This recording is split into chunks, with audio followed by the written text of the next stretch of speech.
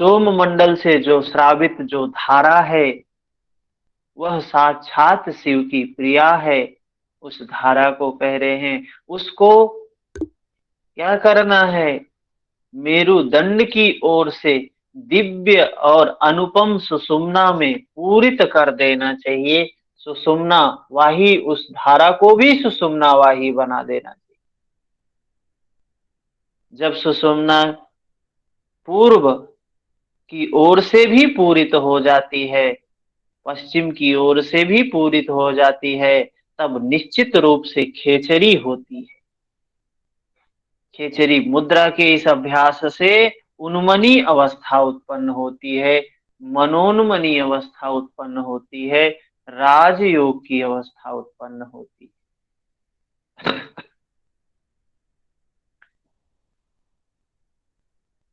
तो भ्रूमध्य में शिव का स्थान बताया। रुद्र ग्रंथि है भ्रूमध्य में, जहां पर मन लीन हो जाता है। इस खेचरी की मुद्रा में मन लीन होता है रुद्र ग्रंथि में, भ्रूमध्य में। उसे ही अंतिम स्थान समझना चाहिए। इस भ्रूमध्य में जब प्राण लीन हो जाता है तो क्या है, मृत्यु नहीं रह जाती है, वहां मृत्यु नहीं रह जाती। तो जब तक वह अवस्था ना प्राप्त हो जाए, मनोन्मनी, उन्मनी, राजयोग, समाधि जब तक प्राप्त ना हो, तब तक हमको खेचरी मुद्रा का अभ्यास करते रहना चाहिए। योग निद्रा प्राप्त हो जाने पर वहां काल, वो समाधि प्राप्त हो जाने पर, वो मनोन्मनी अवस्था प्राप्त हो जाने पर काल भी नहीं रहता है। वहां पर काल का प्रभाव, काल का मतलब ये है समय, यह समय जो बीत रहा है, इरा पिंगला वाही जब प्राण है तो हमारा समय बीत रहा है, काल हमको खा रहा है। लेकिन जब हम उस अवस्था में स्थित हो जाते हैं तो काल का प्रभाव हम पर नहीं रह जाता।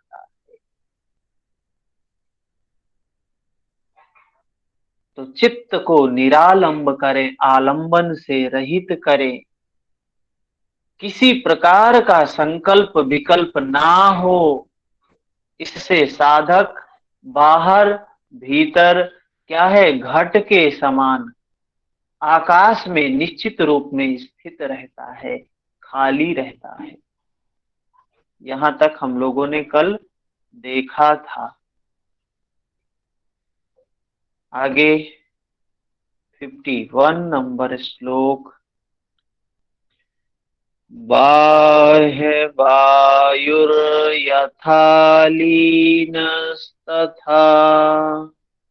मध्यो न संशय स्वस्थाने स्थिरतामेति पवनो मनसा सह। जैसे जैसे बाह्य श्वास क्षीण हो जाता है, वैसे वैसे आंतरिक प्राण लीन हो जाता है। तब निसंदेह प्राण मन के साथ अपने स्थान में स्थिरता को प्राप्त होता है। प्राण मन के साथ में, प्राण मन के साथ अपने स्थान में स्थिरता प्राप्त करता है। अर्थात देखें, अगर योग सूत्र में देखें तो वो जो चतुर्थ प्राण, चतुर्थ स्थिति बताई है प्राण की, बाह्य अभ्यंतर विषयाक्षेपी चतुर्थ, मतलब बाह्य और अभ्यंतर दोनों ही विषय क्षीण हो गए हैं। विषयाक्षेपी, विषय क्षीण हो गए हैं। चित्त क्या है, मन अपने स्थान में स्थिरता को प्राप्त हो गया है। उसको बोला है महर्षि पतंजलि ने चतुर्थ अवस्था है। स्वात्माराम जी जिसको बोलते हैं खेचरी मुद्रा से आएगी। स्वात्माराम जी जिसको बोलते हैं शांभवी मुद्रा से आएगी। स्वात्माराम जी जिसको बोलते हैं केवल प्राणायाम से आएगा।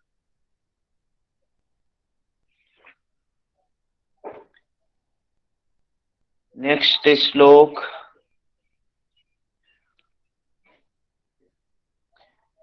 एवं अभ्यसमानस्य एवं अभ्यसमानस्य वायुमार्गे दिवानिशम् अभ्यासाज्जीर्य जीर्यते वायुर्मनस्त्रैव लीयते। इस प्रकार दिन रात सुषुम्ना मार्ग में अभ्यास करने वाले साधक के अभ्यास के फलस्वरूप प्राण तथा साथ ही मन भी वहां लीन हो जाता है। कह रहे हैं जो विधि बताया है उसको करने से प्राण के मार्ग सुषुम्ना में रात और दिन लगातार अभ्यास करने से, निरंतर अभ्यास करते रहने से जिस स्थान पर प्राण वायु लीन हो जाता है उसी स्थान पर चित्त भी लीन हो जाता है। प्राण और चित्त दोनों एक हो जाते हैं। खेचरी के बारे में अंतिम श्लोक बताते हैं। अमृतैः प्लावय देहमापादतलम् अस्तकम् सिद्धत्येव महाकायो महाबल पराक्रमः। खेचरी मुद्रा के बारे में कहते हैं कि सिर से पैर तक संपूर्ण शरीर को सोम श्राव से भर देना चाहिए। सिर से पैर तक पूरे शरीर को उस अमृत से भर देना चाहिए, उस सोम श्राव से भर देना चाहिए। इससे योगी दिव्य शरीर वाला, महाबलशाली, पराक्रम वाला हो जाता है। खेचरी का वर्णन यहीं पर समाप्त करते हैं। कहते हैं ये चंद्र से जो अमृत निकलता है, चंद्रमंडल से जो अमृत का स्राव होता है, अपने शरीर को, पूरे शरीर को सिर से पांव तक भर देना चाहिए। इससे शरीर दीप्यमान हो जाएगा, दिव्य हो जाएगा, महाबलशाली हो जाएगा, पराक्रम वाला हो जाता है।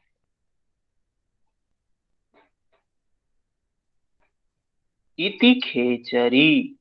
खेचरी वर्णन समाप्त हुआ। तो खेचरी के बारे में मुद्रा में भी बताया था, वहां टेक्निक बताई थी। जिह्वा को काटना है, चालन करना है, दोहन करना है, सप्ताह में एक बार काटना है, 6 महीने तक अभ्यास करना है। तो वहां प्रोसेस पर ज्यादा ध्यान था, लेकिन यहां सोम रस पर, उस अमृत पर, उस पर ज्यादा ध्यान है, उस पर ज्यादा बात किया है, उसको ज्यादा महत्व दिया है। आगे चलते हैं नेक्स्ट श्लोक। शक्ति मध्ये मनः कृत्वा शक्ति मानस मध्यगाम मनसा मन आलोक्य धारयेत परम पदम।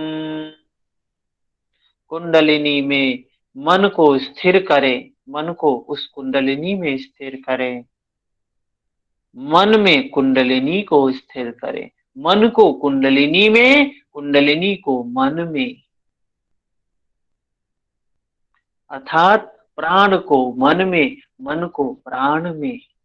ये एनर्जी क्या है? एनर्जी तो प्राण ही है, कुंडलिनी ही है, प्राण ही है कुंडलिनी।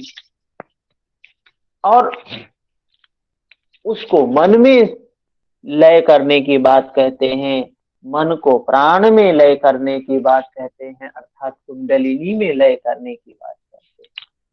क्या कोई ये कुंडलिनी कोई सांप है, सब सच का सांप है जो भीतर में बैठा है? ऐसा नहीं है, एक एनर्जी है जो सुप्त अवस्था में है, जो हम प्राणायाम के द्वारा, मुद्राओं के द्वारा उस शक्ति को जगाते हैं।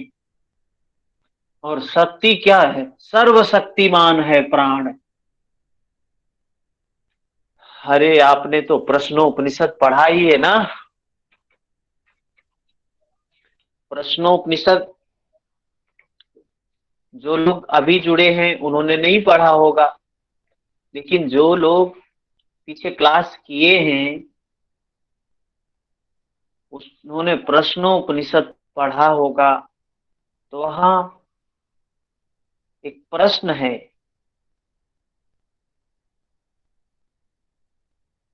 कि प्रकाशक देवता कितने हैं, प्रजाधारक देवता कितने हैं, और सबसे वरिष्ठ कौन है? ये भार्गव ऋषि प्रश्न पूछते हैं पिप्पलाद से। तो उसमें बताया प्रजाधारक देवता 5 हैं, पृथ्वी, जल, वायु, अग्नि, आकाश।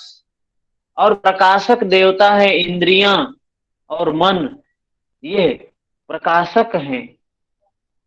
और प्रश्न था कि सर्वश्रेष्ठ देवता कौन है?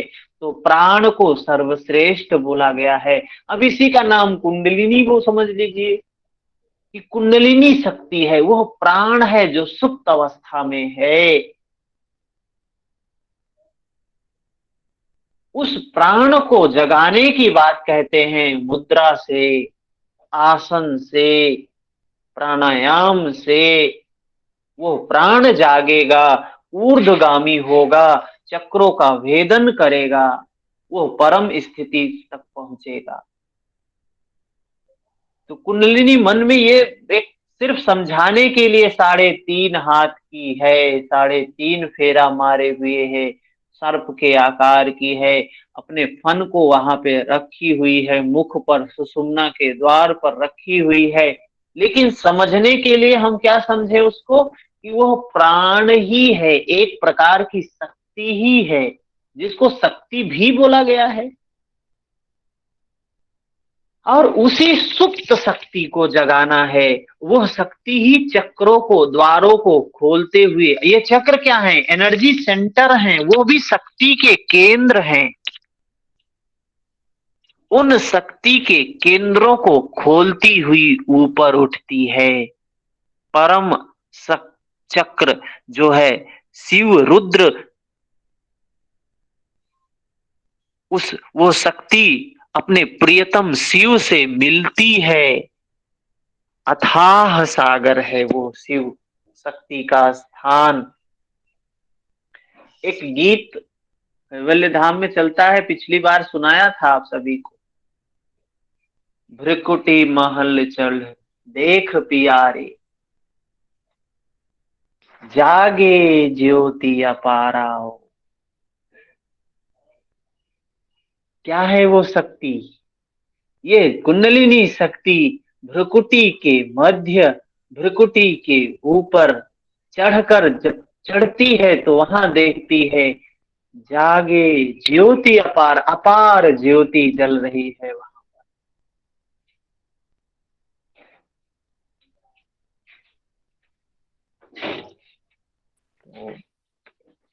कल क्षमा करें गुरु जी, तेरा थोड़ा सा यहाँ पे जो 3 नाम बताए थे वो क्या प्रकाश धारक, प्रकाश दातक, वो तीनों नाम जरा थोड़ा बता देंगे कृपया? आपकी आवाज थोड़ा स्पष्ट नहीं आ रही है। आपने अभी जो 3 चीजें बताई थी, प्रकाश धारक मतलब पंच महाभूत, वो तीनों कौन सी कैटेगरी है? वो नाम जरा प्लीज बता देंगे थोड़ा। वो ये विषय जो है ये प्रश्नोपनिषद का है। हमारे यूजीसी नेट के सिलेबस में एक उपनिषद 8 उपनिषद हैं, 10 प्रमुख उपनिषद हैं, उसमें से है एक प्रश्नोपनिषद। उसके अंतर्गत 6 प्रश्न 6 ऋषियों के द्वारा ऋषि पिप्पलाद से पूछे जाते हैं, जिसमें से एक प्रश्न ये होता है कि प्रजाधारक, इस जीव को धारण करने वाले देवता किसने हैं? तो उसमें 6 देवता बोला गया है। पृथ्वी, जल, अग्नि, वायु, ये 5 हैं। पृथ्वी, जल, वायु, अग्नि, आकाश, ये 5 देवता हैं जो उस जीव को धारण करते हैं। तो ये हमारे शरीर में ये जो जीव है, इसी शरीर में ही तो है, ये इन्हीं शरीर से ही तो ये घट बना हुआ है। और इसी में फिर दूसरा प्रश्न भी होता है कि प्रकाशक देवता, मतलब इस शरीर को प्रकाश ज्ञान करवाने वाले, प्रकाश देने वाले कौन कौन से देवता हैं? तो इंद्रियां हैं, मन है, 5 इंद्रियां और 1 मन, 6। तो इन सब में सबसे श्रेष्ठ कौन है? सबसे श्रेष्ठ कौन है? तो कहा गया प्राण सबसे श्रेष्ठ है। प्राण के रहने पर ही सारे लोग काम करते हैं, चाहे मन हो, इंद्रियां हो, जब तक प्राण है तभी तक काम करेगा। जैसे ही प्राण समाप्त होता है वैसे ही ये सारे काम करना बंद कर देते।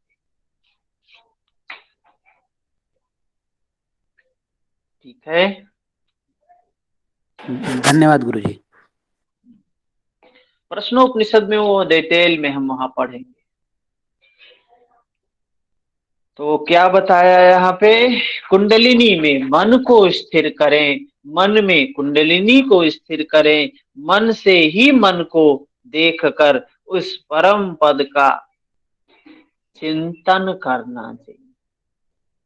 परम पद का चिंतन नहीं हो सकता है, दर्शन होता है। परम पद का अनुभव होता है, चिंतन नहीं होता है। इसके बाद क्या बताते हैं? 55 नंबर श्लोक देखते हैं क्या है। ख मध्ये, ख मध्ये कुरु चात्मानम्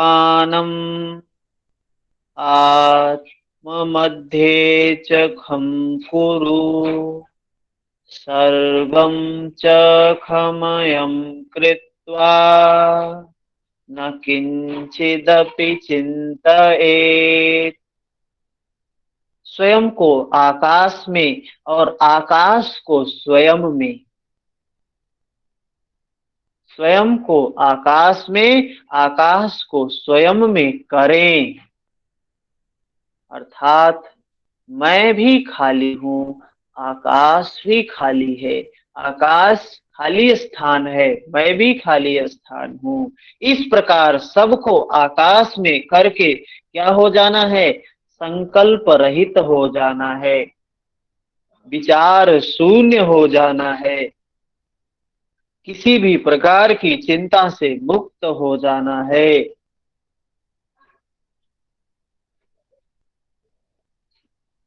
इस स्थिति के अनुभव की बात करते आगे फिर बताते हैं।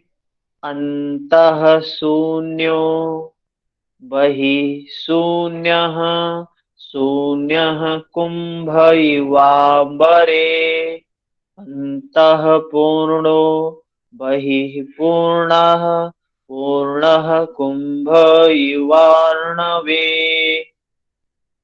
जैसे खाली घड़ा आकाश में रहता है, वैसे ही अंदर से शून्य और बाहर से भी शून्य हो जाए।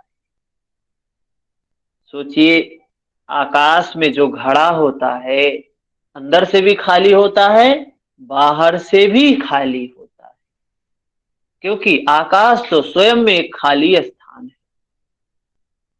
और ऐसे होने की बात कहते हैं कि अंदर से भी खाली, बाहर से भी खाली, और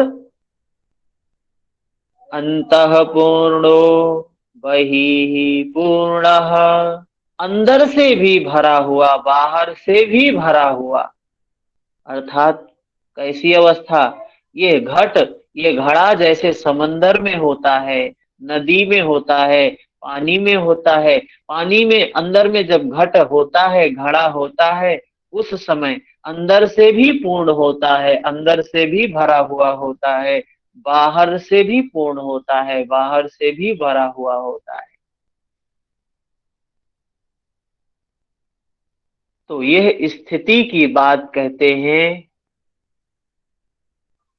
ना अंदर से खाली है, ना बाहर से खाली है, अंदर से भी खाली है, बाहर से भी खाली है। कौन सी ऐसी बात कह रहे हैं? इंद्रियातीत अवस्था है। जब कुछ वहां उस स्थिति का वर्णन कुछ नहीं कर सकते हैं, तो ऐसी चीजों से व्यक्ति तुलना करता है कि इतना भर गए हैं कि भरने का, कितने भर गए हैं कि भरने का अब स्थान ही नहीं है। अंदर से भी भर गए हैं, बाहर से भी भर गए हैं, और इतने खाली हो गए हैं कि अंदर भी कुछ नहीं है, बाहर भी कुछ नहीं है, जैसे आकाश में घट होता है। इंद्रियातीत अवस्था है। समझाने के लिए व्यक्ति प्रयास करता है। संत महापुरुष अपने अपने तरीके से समझाते हैं उस अवस्था को, उस स्थिति को।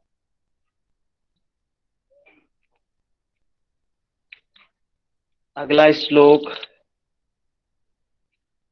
बाह्य चिंता न कर्तव्या, तथैव अंतर्चिंतनम्। सर्वचिंतां परित्यज्य न किंचिदपि चिंतयेत। क्या कह रहे हैं? साधक को संसार के बाह्य एवं आंतरिक विषयों का चिंतन नहीं करना चाहिए। चिंतन नहीं करना चाहिए। साधक को संसार के बाह्य अर्थात बाहर के जो जगत में जो बाहर चीजें हैं एवं आंतरिक अंदर की भी जो चीजें हैं, उनको भी, उनका भी चिंतन नहीं करना। सभी चिंतन को छोड़कर किसी भी विषय में ना लगाएं, विषय से रहित बना देना, निर्विचार अवस्था बना देना, निर्विचार की स्थिति बना देना।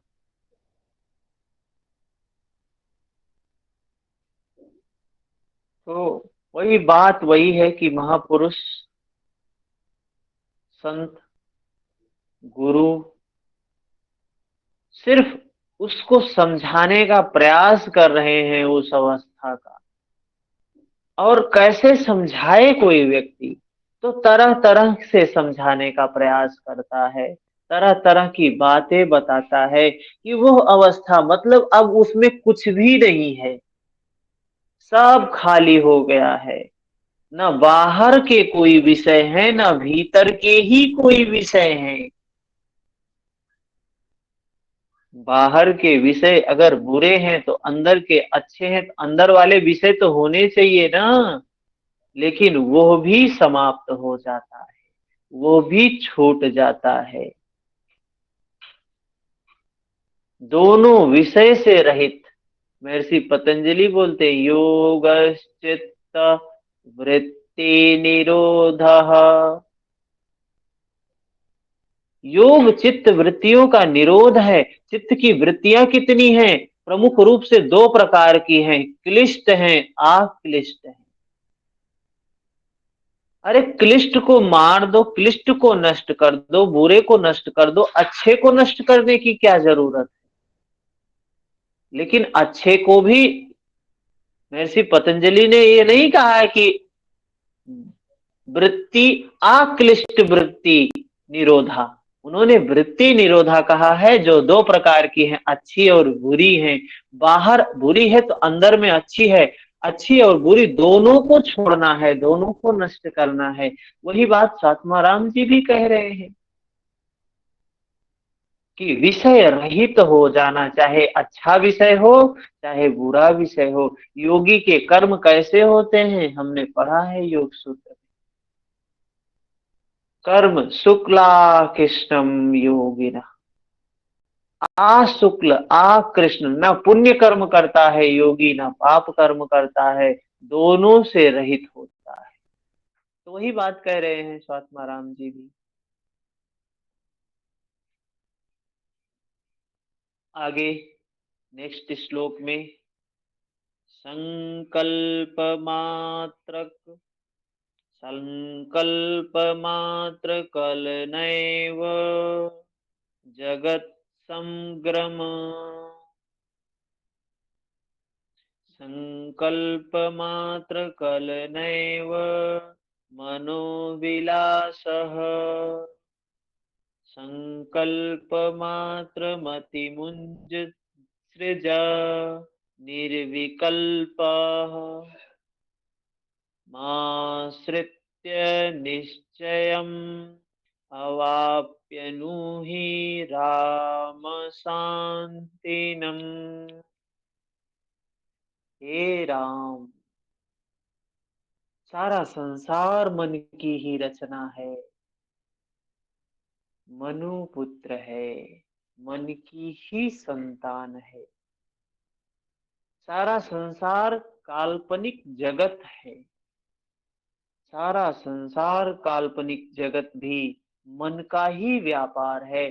तो जो कुछ खेल है यहाँ पे मन का ही है, कोई ईश्वर नहीं है, कोई परमेश्वर नहीं है।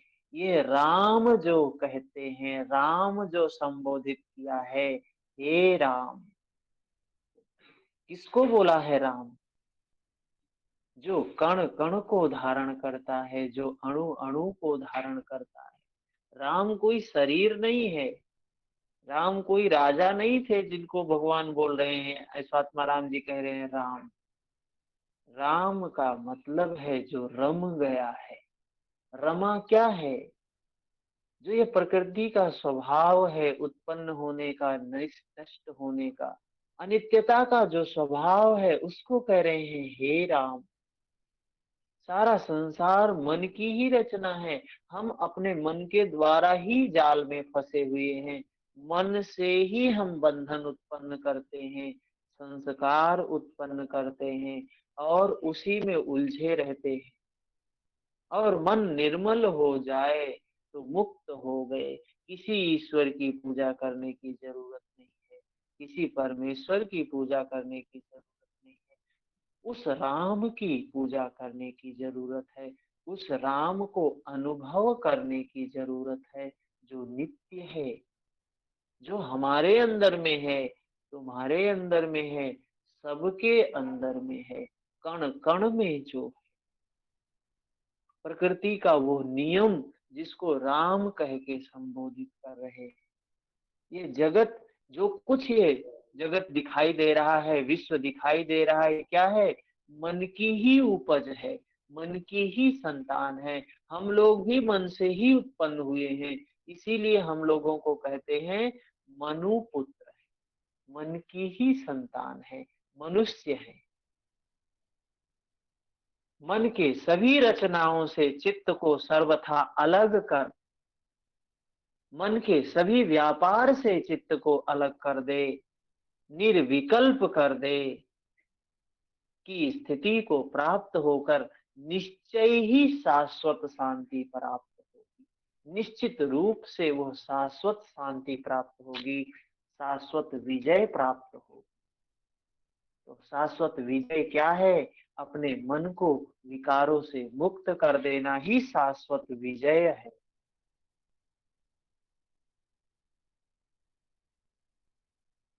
आगे के श्लोक में इसी बात को संतों की वाणी में देखने को मिलता है। बहुत से श्लोक होंगे, आप लोगों को भी कुछ कुछ याद होंगे, कबीरदास जी के, तुलसीदास जी के, रहीम दास जी के,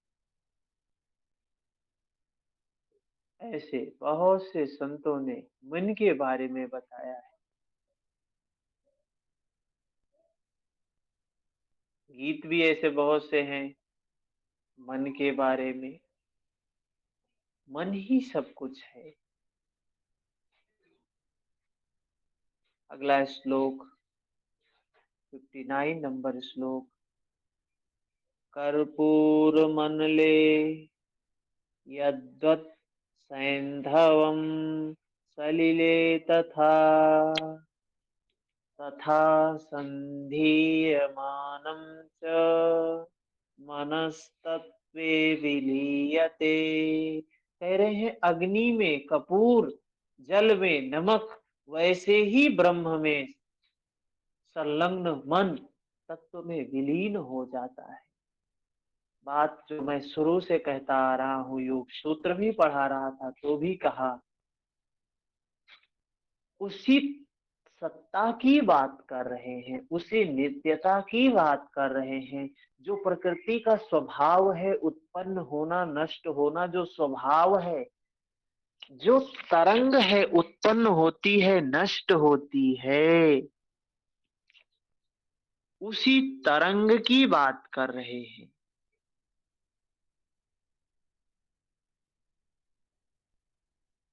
जैसे हम लोगों के घर में बिजली आती है ना,